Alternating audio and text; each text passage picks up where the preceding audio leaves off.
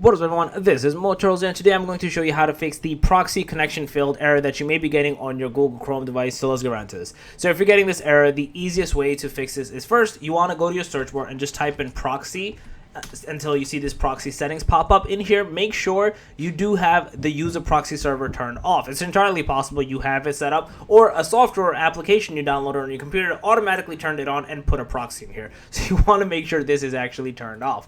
The next thing you want to do is go back into your search bar and type in network connections until you see this pop up, like these 4 window type screens, and it says view network connections. In here, right click into whatever you're connected into. So I'm connected via Ethernet, and then click into properties.